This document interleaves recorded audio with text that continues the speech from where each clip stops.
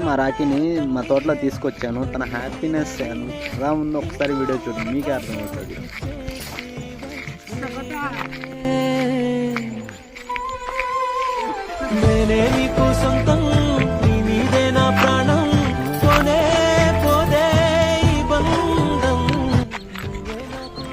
రాఖీ దేతా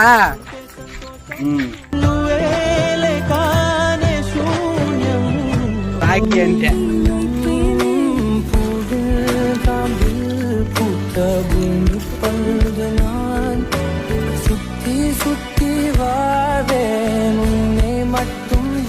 గెట్లే రాఖీ ఎట్టో క్షమించు.